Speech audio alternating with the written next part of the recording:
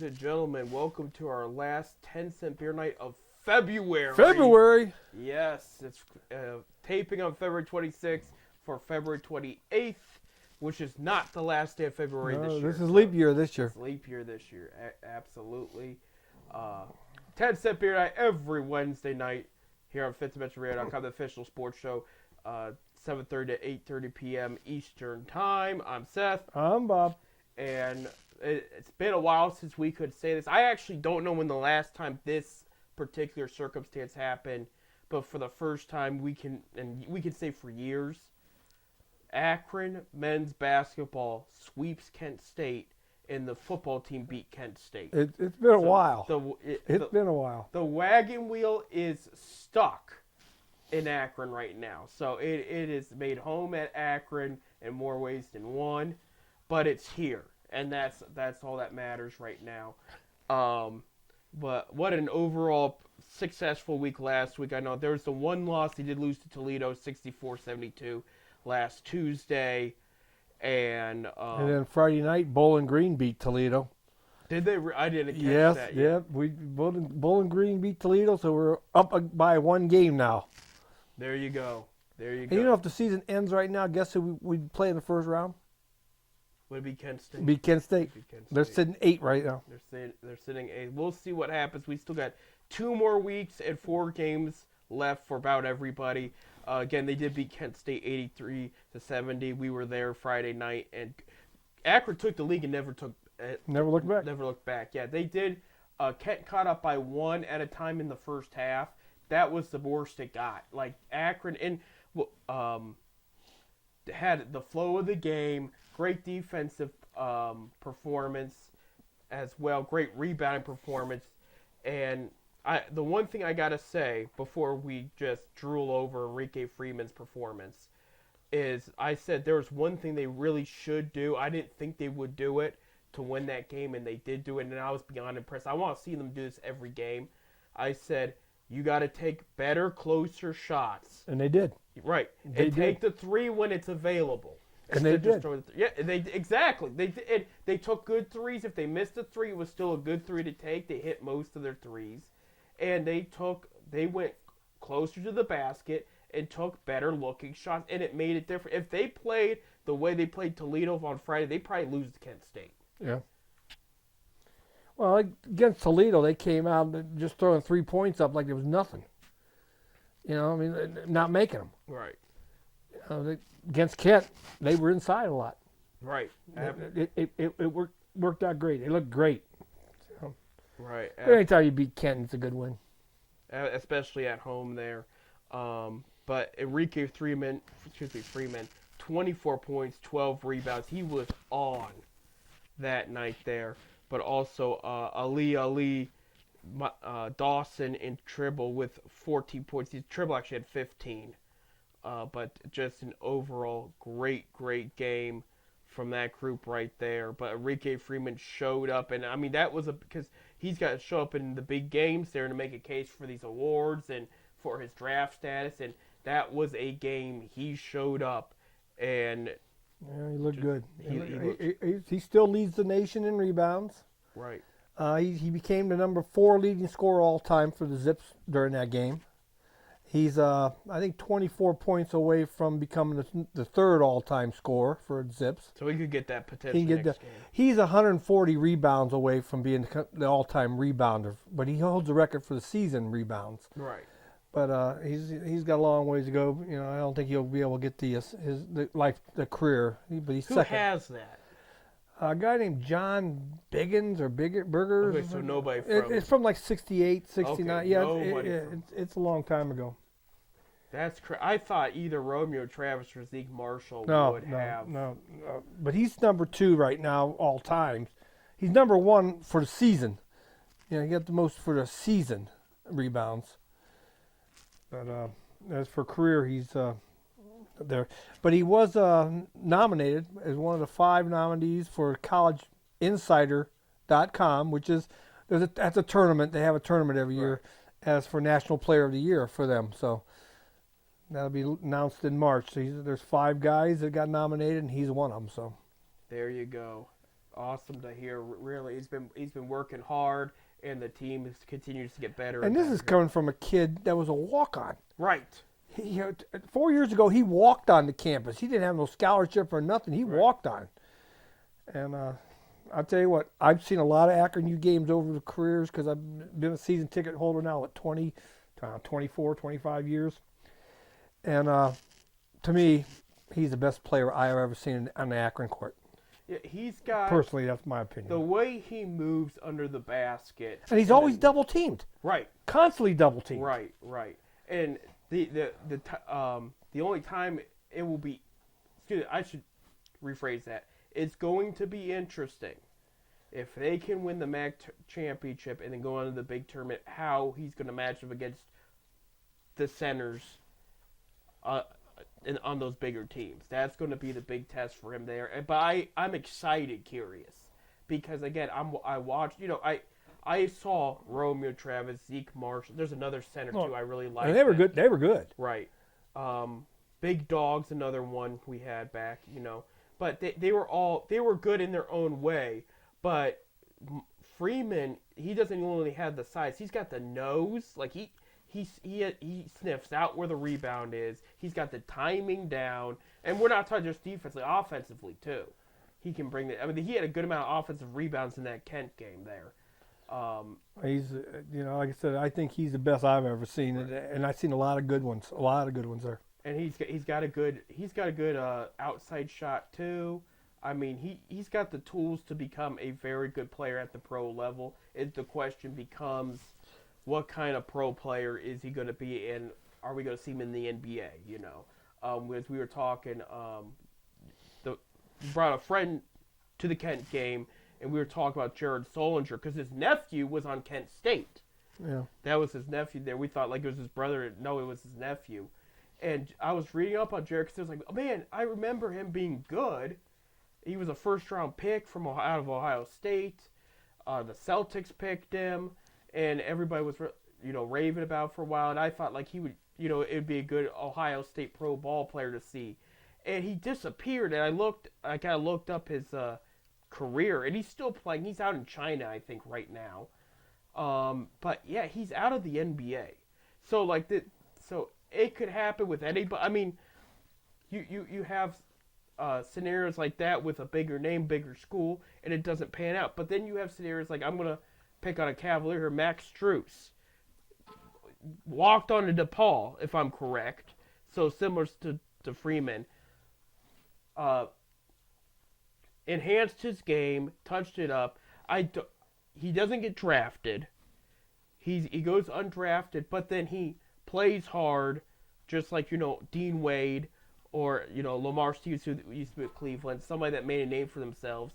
And then now he's a starter role player for a pro team now. So it could go, the journey in pro ball could go anywhere, is what I'm trying to say. So I'm excited and curious to see where he's going to go when all is said and done. But it's going to start with the MAC tournament, and then whatever tournament, hopefully the big dance, and then go on from there and see how he fares, because that's ultimately going to decide how these scouts are going to view him. And we might not hear much for months, and then on draft night he gets taken in, let's say, the second round, hypothetically. That kind of stuff. I think the kid deserves a chance. I really believe he could play in the NBA, at least the G League. Right. At least the G League. Right. I mean, I don't want to see him go overseas. I want him to see him stay here in the States and play in the G League or an NBA, even sits the bench. I mean, but get a shot. Yeah. Because I think this kid got the ability to do it. I really do too. Looking at this week, by the time you hear it, you'll already know the result of Tuesday night game at Ohio. Akron beat Ohio earlier this year, 67-58 at home. So they're going to look to play them again. Ohio clinched a spot to Cleveland. So there you go. They with the win the other night against Northern Illinois, or Northern Illinois University and NIU. Right. They beat them and they clinched the spot. They're one of the four that will be in Cleveland. They're going to Cleveland no matter what. So there you go. So yeah, Ohio takes seriously like this could be a tournament matchup right here. So we'll see what happens there. And then Saturday night will be senior night. It's not the last home game of the season. That's what got me kind of wondering. They said senior night, but that the last home game is the following Tuesday or. I think it's because this is a Saturday game. Yeah, maybe. It's easier for the parents to get out there, other people to get out there. So it's senior night, and there's like 5 seniors on the team. Well, then. 5 starters are seniors. Yeah. I mean, they got one of the older teams in the MAC. Right. With Ali out there, we mentioned Freeman. Is Dawson? Dawson, yeah. Dawson's a senior. Hunter, who was a transfer from Ole Miss, and then of course Greg Tribble. I think he's been a redshirt senior. He's been here for a while. Yeah. But I think this is 5th year. Yeah. So I mean, yeah, they're. Well, this is also Ali's 5th year. Yeah. So. He spent a good couple years with Butler there, and then came back there, and I'm sure he's glad to be back here. Excuse me. Excuse me. And I like I said, I watched the interview with Freeman. How he had a chance to go other places, go other universities. He even was offered a scholarship, but he wanted to. He decided to go to Akron. He wanted to walk on because he wanted to stay close to home, hoping so his mom and dad can come every game. Yeah. Of course, Gross, Coach Gross says that they're not only at every home game, they're at every road game. So they're traveling. So he wants his family to see him play, and I'm glad he came to Akron. I'm glad he decided. I mean, this kid worked hard because most kids come their first year, they're under some kind of scholarship. He didn't even have a scholarship. He was paying to go to school. So he did a great. Like I said, I wish him the best. I hope he makes it next level. Right. Well, we got him for a little longer. We'll see what happens here. We got some big games coming up, and we're looking forward to it. But yeah, we're at the tail end here. It's hard to believe, but I mean, March Madness will start here in about 2 or 3 weeks. Yeah. 3 weeks. Yeah. It's. I think it would be 2 tight because after this week, yeah, it's creeping up. Well, the 11th, 12th, 13th, or something like that. 12th, 13th, 14th are the MAC tournament games. Yeah, so that'll be 2. About 3 weeks because it'll start the week after all the tournaments are done. Right. So there, and I know high school just is getting wrapped up too. I know some people that, not just high school, but I have friends with kids at elementary basketball, and they wrapped things up this week, and they were bummed and whatnot, just because they liked it so much. Well, but it's that time of the year. It's spring. Right, absolutely. I mean, you look at, we're talking here, Ohio, on a Monday.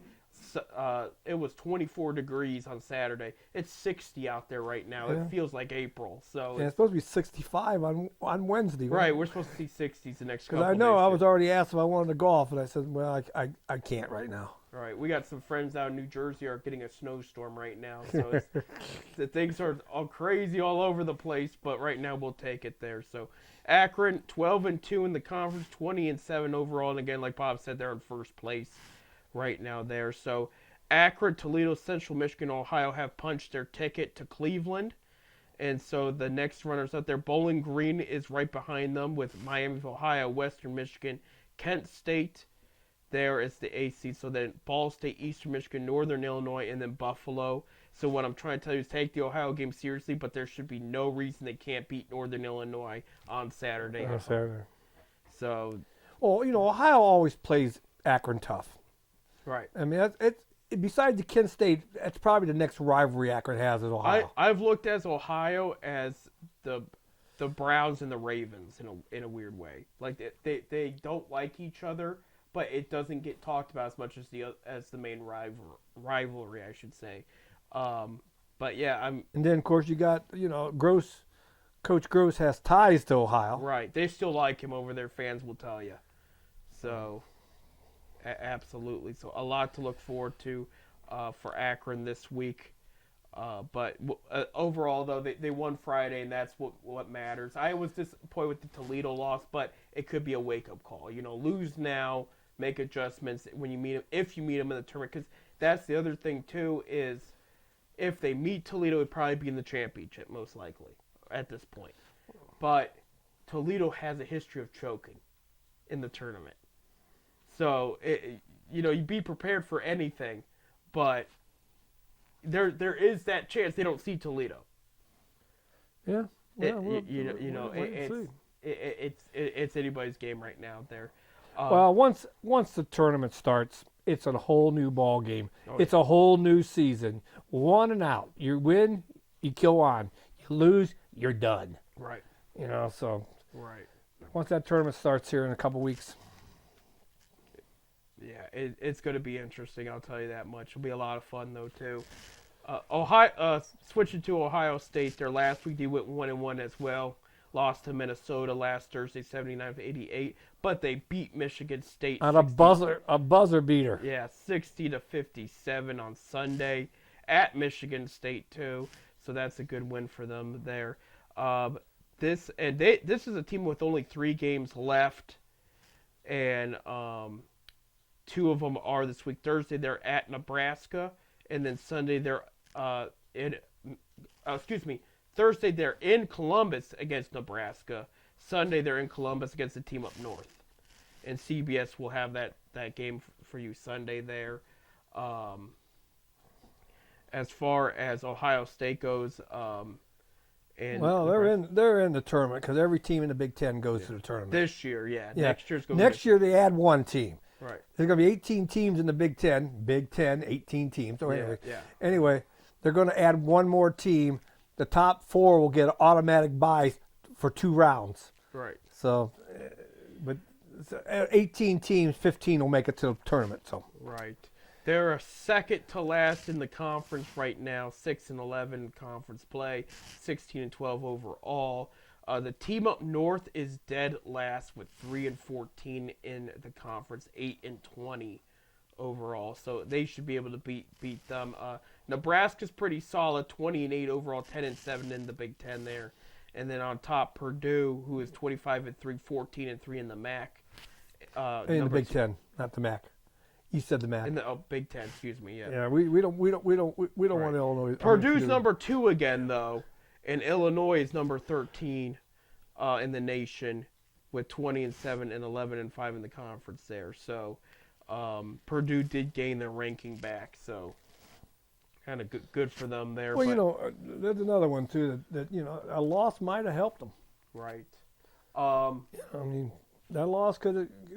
I don't know if you want to go into the tournament with a streak, because now you got to keep a streak going. Right. I don't. Well, we'll wait and see.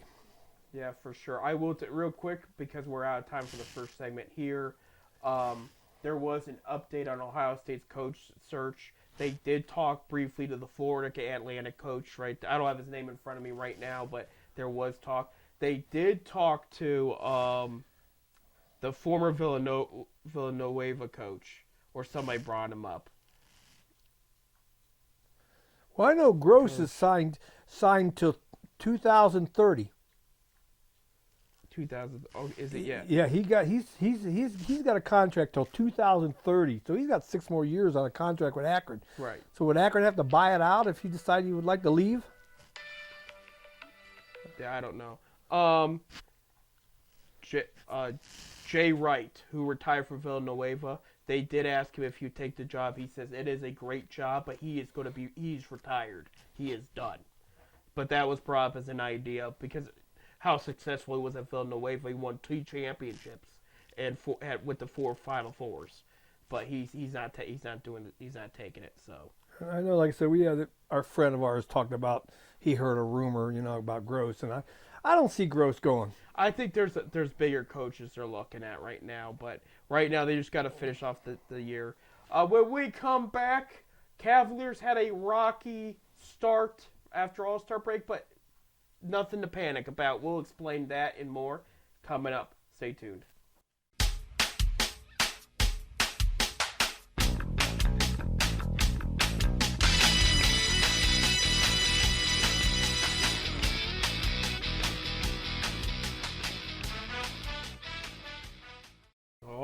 right, welcome back to 10 Cent Beer Night here on this fabulous Wednesday worldwide from Cuyahoga Falls, Ohio. Or FifthDimensionRadio.com. I'm Seth. I'm Bob. And for once, it's good not to be the Cleveland Cavaliers. But, okay, in all seriousness, it's not the worst thing in the world. So they went 1-2 this past week since their return from All-Star break. Here's the breakdown summary real quick what happened last Thursday night, and I was at this game. The Magic were in Cleveland. Mind you, Magic are a good team. They're in the playoff hunt right now in the Eastern Conference. No Donovan Mitchell. He was sick, but they lost 109-116, and they played flat that whole game. And the officiating was horrible for both sides. I mean, this was like just absolutely disgraceful, but that's besides the point. Yeah, but was it officially bad for both sides? Yes. Okay, yes, well, yes. then you can't. Yeah, I mean, you had to look and say, okay, who's not doing their job here because there's stuff not getting called. People are like grabbing onto each other on both sides of the floor. You know what I mean? Like it was a mess. It was just not a good officiated game. It wasn't what caused the Cavs to loss because it didn't also cause the Magic to win either. It didn't help is what I'm trying to say at the end of the day. But, you know, they lost there. Just was not a good game there. Then Friday night, they played the 76ers, without Joel Embiid. Again, though, this is a good team on paper. They have Nick Nurse, who's a great coach. They're playing still very well, even without Joel Embiid there. They lost 97-104. The big thing that hurt them in this game, they had a big chance to come back. They were down by 5, okay? And this was with like 58 seconds left. Jared Allen goes to set a pick, and he throws himself at the defender, which you're not allowed to do. Strus then hits a 3, which would have cut it down by 2, but it got waved off because illegal screen, which was right because Allen bulldozed the defender. And, I mean, it's like, you can't do that. You're not set. You know, it's not a good pick. I don't care how mad you're at the guy. He wins that matchup because you hit him, you know. And if that doesn't happen, maybe they pull it out. But we won't know. So they lose to the 76ers there. Well, how long is Mitchell out? Mitchell was out that game. Mitchell came back Sunday. They played Sunday night. Against the Wizards in Washington. I didn't watch it. I knew he was out. Right. They played last night. They beat the Wizards 114-105. Wasn't their greatest game, and what I will tell you what I liked, they admitted that. You know, so this Wizards team, they've only won 9 games. Their coach has already been fired. They're at that point of the season right now where it's like, okay, look, it's a wash. Let's get a high pick. Let's use some cap room, and let's try to turn the team around next year, you know, kind of thing. And get the right coach and everything. Wizards played them tough. I'll give them that credit. Wizards did not play bad. Cavs just defensively, they let them get away with too much. Offensively, they weren't hitting their shots. Eventually, they got together and they won the game, you know. But they passed the ball around. They made the right shots. They made the defense woke up in the last couple minutes, made some key steals, locked the game down right there and then. But I was watching the press conference and everything, and both JB and the players said this was not our greatest game. They said we were desperate for a win. We're glad we got the win, but this was not our greatest game at all. You know, so. Well, you know, during a season, you're always going to have those little ups and downs. Right, absolutely. So. But they did win. They're moving on. They're taking that momentum with them for a critical week this week. They're still second in the East? Yes, they are. So right now they are still second in the East. Let me pull this up here. They're 7.5 now behind Boston. They were 5 for a while, and now they're 7.5. They're a game above the Bucks right now. So they're hanging out. And they said at this time last year, a little bit better. They had one more win, but they had 6 less losses this year right at this time. This time, I mean, they have 6 less losses now than they did last year, I should say. On top of that, They are the best road team in the NBA right now, and that was not the case last year. They were inconsistent. Like they had a winning record on the road, but they weren't dominating like they are now. And that's big because you go in the playoffs. If you're a good road team, that's going to be bad for you're going to have to step it up at home if you're the other team. So that's why that's big there. So all in all, things are okay. But they just got to make sure they get it together. Everybody's got to stay healthy, even if it's illness, because Mitchell was sick, and things were going around. I was sick all week last week too, and it was crazy. So yeah, just make sure you wash your hands, take your vitamins, don't do anything crazy like wear a mask and distance or anything that's not going to work. But besides that point, wait, you shouldn't say that. You should wear a mask if you're sick. Right. You're not being politically correct. I'm not. No. Don't tell people I wear a mask. I wear my mask everywhere I go. Yeah, you're right. Yeah. I haven't taken it off yet. I still got my mask on. Oh my goodness, Bob. You mean it's not your catcher's mask? Anyway. This week's games here, they got a couple toughies there. Tuesday night, they play the Mavericks, okay, in Cleveland. And now Mavericks are a very good team. Mavericks are currently, let me pull it up here. They are 8th in the West, but they're 33-24. So what the West side is like it has been in the past. It's been a very tough conference, but against the Mavericks earlier this year, they won in Dallas, and that was an interesting one. If people can remember me talking about it back, this was before Christmas. The Mavericks had everybody on the court except for Kyrie. He was not there. The Cavs had everybody except for Donovan Mitchell, Darius Garland, and Evan Mobley. And the Cavs came back and beat the Mavericks in Dallas there. So that I'm telling you, the Cavs got a decent bench. Right, and that was the other problem this past week was, with the exception of Sunday night, the bench was not playing well. They had only 9 points going into the fourth quarter against the 76ers. I mean, they were just out. Where last night, Karis LeVert tore it up, and then Niang had some good points too as well. Solid performance, I should say. Now going into Tuesday night against the Mavericks. Now, both these teams should have everybody. Kyrie's going to play, but now you have Mitchell, Mobley, and Garland going to be ready to against the Mavericks. So I'm saying this is going to be a tough matchup. Mavericks are going to want revenge, but you're going to have a little bit more of an edge than you did last time. But you're going to have to bring it because you beat the Mavericks. You embarrassed the Mavericks at their place. You're going to try to embarrass you at your place, Now, they did sweep them last year, so they could try to do this again. Then Wednesday, they're at Chicago. The Bulls are not a top-notch team this year, but they're going to play the Cavs hard because they want to still be in the playoff talks, but time's running out. They still have that play-in, right? Right. Play-in, I mean, right. 8, 9, 7, 8, 9, 10, or whatever it is. Right. So, I mean, the Bulls have that option if they can start winning and getting up there, but it's going to be tough. Friday night, they're at Detroit. Now, I know Detroit's one of the worst teams in the league. Actually, I think that might be their last game against Detroit. Yes, it is. So, they're at Detroit. Detroit always plays them tough. They've been wanting to beat them. They haven't beat them yet. It's going to be like the Washington last night, which they swept. They're done with Washington. They swept the season series. But Pistons are below at the bottom of the food chain with Washington there. But they're going to come out in front of their crowd and try to beat Cleveland there. And then Sunday, let me see if I have tickets to this one because I know I had. I do.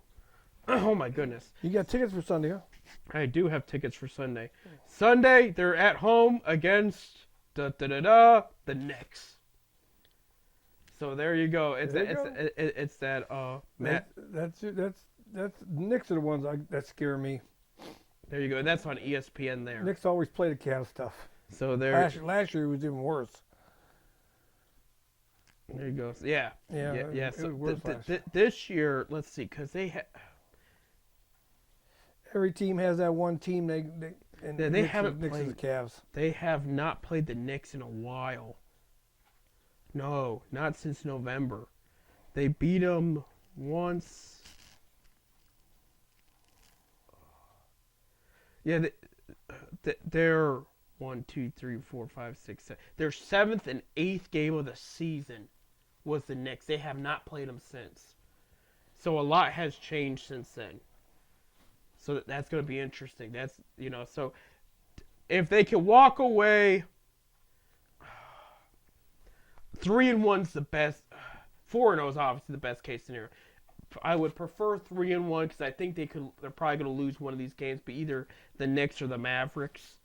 But 2-2 should be the worst case scenario. But I think they should do better than that where they're at. If they should try to stay as close to the top of the East as possible. That's my opinion there.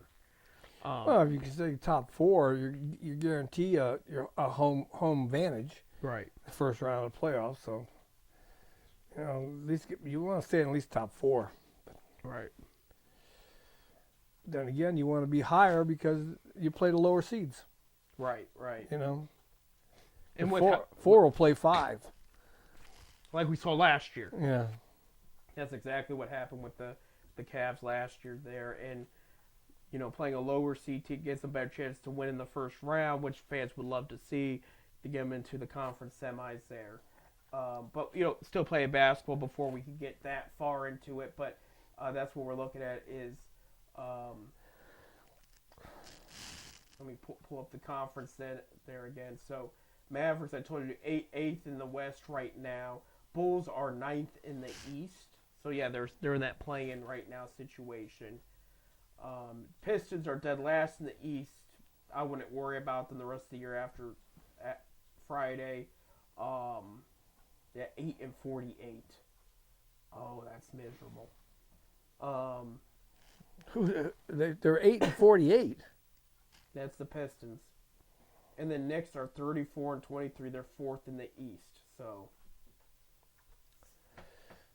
I can't believe they're 8-48, whatever it is. right. So these are important. All of them, all games are important. But yeah, this is going to be an interesting week for Cleveland. Good news is they're at home most of it. So that's going to help them out there, get it from the home crowd there. So that's good. I did see. They pull up some news there. Sheriff Cooper got the new 10-day deal with Cleveland, so he'll be the benchy there at the end of the bench for Cleveland there. I did see going away from Cleveland. I know they don't play the Bucks this week, but Bucks did recall Chris Livingston from G League. He's been playing pretty well down there. About Akron boy. Yep, about 26, 27 points a game. In the G League? In the G League, yeah, he's been playing pretty well. About like 10 rebounds too, and he's been doing really well over there. I think the Chargers are doing pretty decent down in the G League. Yeah, they really are. Imani Bates is really putting up some good numbers. Last I looked, they were in first. Right. We wrapped up our show last week before that news broke, but when Craig Porter Jr. signed that extension, so they had an extra two-way contract they could use because Imani's got the one, and Craig Porter had the other, but now he's got a regular contract. Pete Nance, after we wrapped up our last show, he signed the other one, so he's the other two-way contract there. So he's available too if needed. But yeah, him, Imani, I mean, they're doing well there at the G League there. They just got to keep playing well, developing well, so one day that they can be a big part of what the Cavs have in front of them here. And especially, I would like to see Imani get it together because they could use another wing with his physique, defense, and scoring ability. I mean, the way he's been playing in G League, I would like to see if he can carry that to the NBA. It'd be great. It'd be just absolutely excellent for them there. But overall, Mitchell not the greatest game last night. 17 points, 11 rebound assists. Excuse me. A lot of missed shots, but this was his first game back from being sick. So it wasn't the worst thing in the world. Garland stepped up there, which was good because he did not have the greatest game against the Magic or the Sixers. He was I said the team was flat against the Magic. Garland himself looked very confused and he out of it. He did not look like the Darius Garland we know and love. And for this team to be successful. Possibly getting burnt out. I mean, it was a long season. Right. Well, he was hurt for a lot of it. I know, but it's still he still worked. He's still getting paid $30 million a year. Though. Yeah, you get burned out when you get paid that kind of money. Right. Like our producer over there, all the money he made all those years, look, he's burned out. That's it. That's why he just sits there and relaxes. He's like, sit there reaping his money. He doesn't have as much of it now because of the taxes. Nobody does. Taxes. Anyways, yeah. Taxes. You want to talk about taxes? Tax. Yeah, real quick. Speaking of taxes, people have brought up. I'm switching to baseball real quick for a sec. Ohtani signs that big deal with the L.A. They said he almost went to Toronto. You and I know well how badly his deal would have been affected if he went to Toronto. Oh, it would have been awful. Yeah. Taxes would have been awful. That's why I wasn't sure about when they said, it's done deal, he's going to Toronto. I went, well, wait a minute. The money doesn't make sense. I mean, he would make way more money not going to Toronto. Yeah, Toronto's like taxes. Their payroll tax is 53%. Right. 53% of the because you're paying into socialized medicine. So these guys make you figure he's making $30 million, 53% of it's gone. That's why he didn't go to Toronto. Yeah, that's what I don't know why anybody would. I mean, I don't know. There must be an arrangement we don't know about. I'm sure there is. But there you go. Yeah, we're in the last minute of our segment here. So, Cavs, again, 37-19. No panic. Just there were some disappointing results, but have it now so you don't have to deal with it later. Make adjustments right now. It's still a great team. I think this is the right time if you're going to have some struggles, do it now. Right. With 20-some games left before you go into those tournament, the playoffs. Right. And then you correct the problem. You said tournament, but there was a tournament already. I keep forgetting about the in-season tournament they had. Which is funny because Lakers go and win that, and they haven't won anything else since then. It's been a mess there. So yeah, that in-city, what's in-league tournament sucks. There you go. We got to take a break. When we come back, there's been exciting exhibition baseball play. We're going to talk about that and more. We got baseball to talk about. That's all you need to know. We're coming back.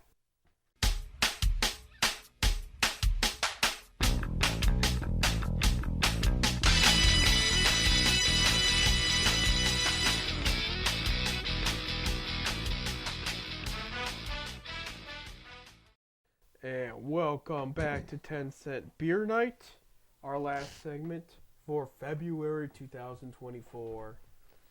Goodbye, February. So nice knowing you.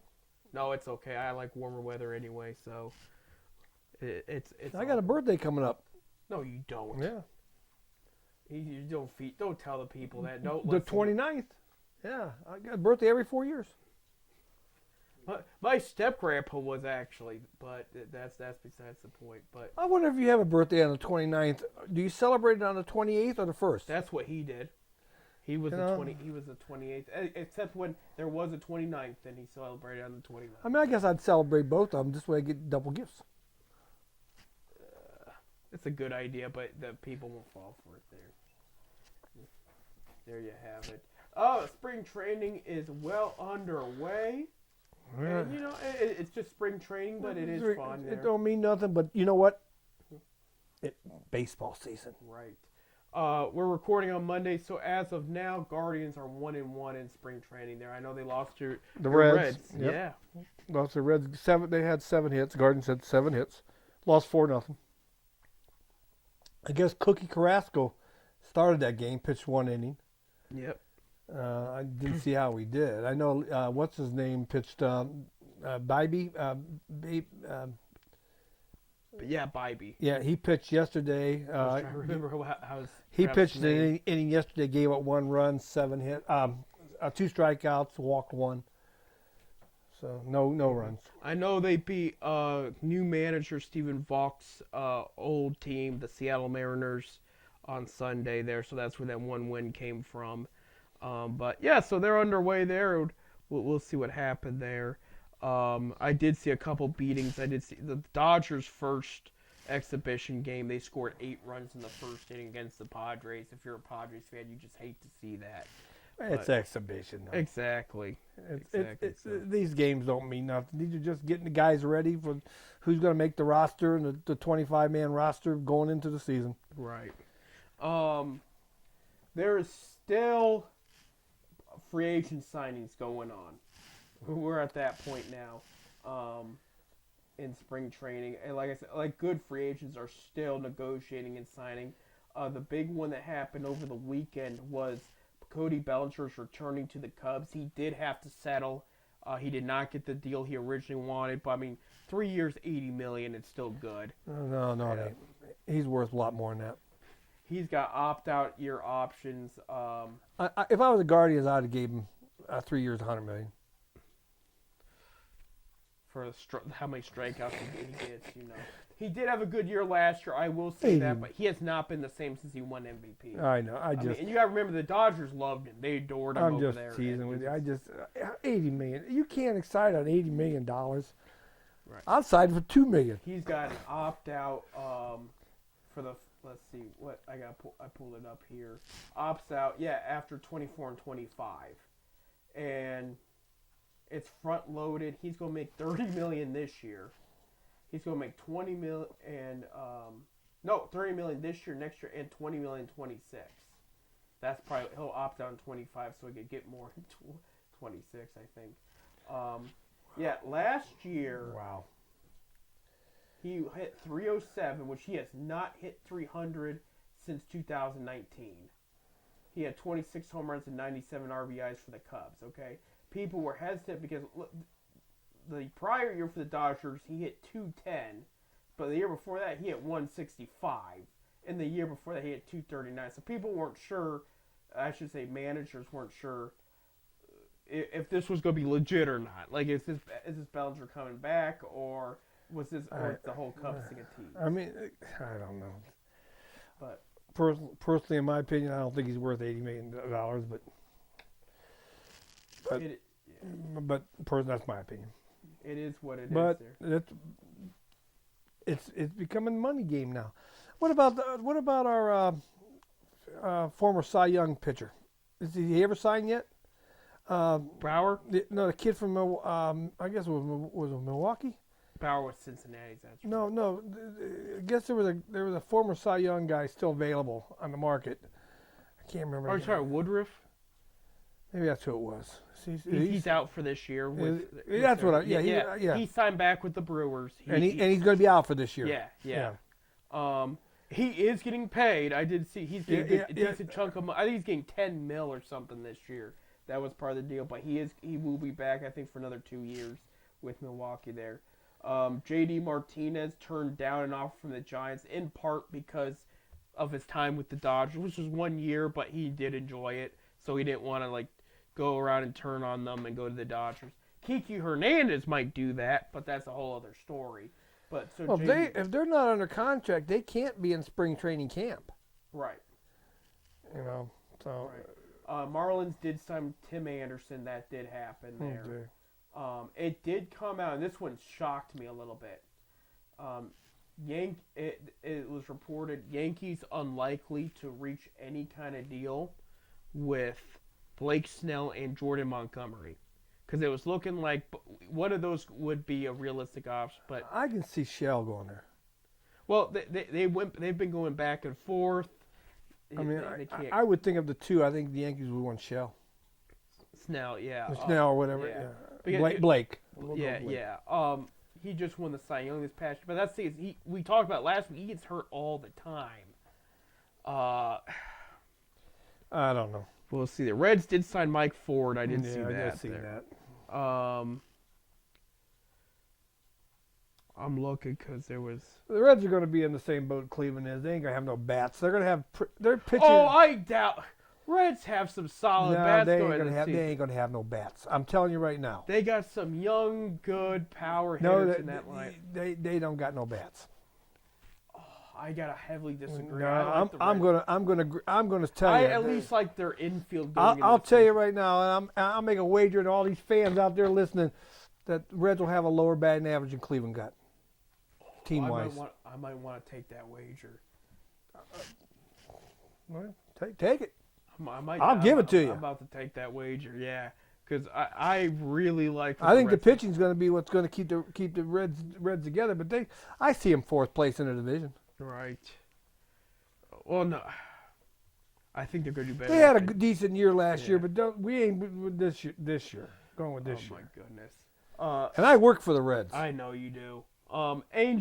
Angels did cut former Tribe prospect Francisco Mejia. That surprised me. I thought, because he's been decent the past couple of years. Not amazing, but reliable. But actually, I think the Guardians should consider. I know they have Bo Naylor and Austin Hedges. Hedges hit a home run yesterday. You're not going to see much of that, but yeah. He hit one. Yeah. He hit one. It might have been spring training, but he hit one. But if you're looking for a decent backup catcher bat, Mejia would be it. And then Matt Chapman's still a free agent because they're asking what his market's going to look like after Bellinger's off the table. And Chapman, it's interesting. I'm going to pull this up here. Last year, he hit one of his it's third best average of his career, 240, 17 home runs and 54 RBIs. So this is a guy that can hit 20 plus home runs. He's averaged like 27. But he's only 30. He's gonna be 31 soon. There's a lot left in the tank. I'm shocked nobody's even just taking a flyer on him. There's a reason. All right, I know the bat's a little inconsistent. There's a reason why a lot of these guys are still available. Right, and the money. It's too. either money, or they just don't got what they think they have. Right. It's as simple as that. Right. This just came in. Cardinals talking to Brandon Crawford. And that was a guy with always a solid contact bat there. So yeah, these are all moves still being made. Well, Cleveland hasn't done any moves. We got pretty much the same starting lineup we had last year. No, and usually that's not a bad thing, but with how bad the hitting was last year, you would think they would touch something up. I don't know. No. It's going to be to me, it's going to be a long season. Right. If I'm just saying, if I'm the Oakland A's and you're headed out anyway, and the team and the fans are mad at you, why wouldn't you say, look, I'm going to get Matt Chapman back? It'd be a good look. People liked him over there. Okay. Go sign Snell, Montgomery, and Bauer. Just load up. Just be like, look, we're going to do some last hurrah in Oakland. Let's just go. We're just gonna bring these guys in, and then we need fans to just show up, and then we're gonna be better than people think, and then bring. It's never gonna happen. I know, but it's never gonna happen. I would say, why not? First of all, the fans of Oakland will not support the A's. That's another reason why they want out of there. They won't give them a new stadium. The Coliseum is a dump. Right. Too big too. It's a 70,000 seat stadium. They're lucky to get 10,000 in there. Lucky to get 1,000 in there sometimes. Vegas would support it. I know Vegas would support it. Right. They support the minor. They average. When we talked last week, I looked it up. Their minor league team averages about 22,000 a game. Oh, there you go. Don't tell me they ain't going to support a major league team if you're averaging 20,000 a game for a minor league team. I know some minor league teams that would love to have 20,000 people on the regular. But of course, it's AAA, and it's the Columbus. I think they said they average like 16. Yeah, Columbus does very well You down know, there. There's so a good and foul. that's a AAA club. Right. Of course, we average 5 or 6 on a good night down in Canal Park. On a weekend, yeah. Yeah, and the firework nights. Yeah, that's what firework bobblehead nights. Good shout out, by the way, to the Rubber Ducks there. I liked hearing the news about their bobblehead night they're going to have this year of Brian Windhurst. I thought that was a brilliant idea. I don't know if you heard that. No, I didn't hear it. Yeah, they're doing. I think they should have Seth Metal night myself. They don't like me. What do you mean they don't like you? Everybody likes Seth Metal. They'll be like, "Who's that?" But yeah. I think we should have producer Bob night up down. I'll have a bobblehead. Bob night. That'll be the bobblehead there.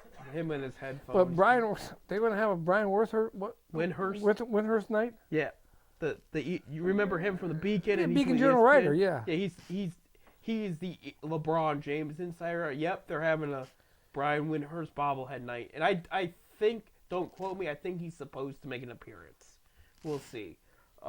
Because well, he's from Akron. Right. Why wouldn't he make an appearance in Akron? Right. I mean, it's his bobblehead, you know. I don't know where. He's probably living in L.A. if he's following what's his LeBron. I'm still trying to figure out how come LeBron's numbers are hanging out in the stadium. Yeah, I still have issue with that too. I don't. It was a dumb promotion. It was. And I'll say they retired that, you know, his number at Canal Park. Yeah. Simple as that. When he left for L.A. When the minute he left for LA, but he never played baseball. He's a basketball player. I know, and I was working for them the day that happened, and they were hoping for a crowd, and it was probably the weakest Tuesday night they've had in a while. It did not do well. ESPN made fun of them for it. The player that gave up number 23 was not happy. It was just something that should not have been touched. It should have been left alone. What would have been a good idea, Bob, is do it like, for example, Victor Martinez was on the Hall of Fame ballot this year. Why not retire his number? Right. He was Double-A MVP with the Akron Arrows and all that. You have Grady Sizemore. You could retire his number or something. You have options. That would have brought fans in. Well, Grady Sizemore would have brought the Grady ladies in. They're about in their 40s now. Yeah, but which is not a bad thing. Don't get me wrong. No. The Grady ladies. Whenever he played, they had that big old bunch of women up there. Their signs. They're the Grady MILFs, and then didn't it? Well, another one that should have his name retired up. Of course, he wasn't really in Akron per se. He was in Canton. Nagy. Yeah. Charles Nagy should be. If you're going to retire anybody, most wins of the 90s besides Messina and Maddox. Right. Nagy was up there. Was up there. Absolutely. Of course, he's on the Wall of Fame now in Cleveland. But, rightfully so. But, if you're going to give anybody, he came through Akron, Canton, No. But I was going to say, you brought up the Grady. It's a little dark, but didn't the woman that came up with that, wasn't she murdered?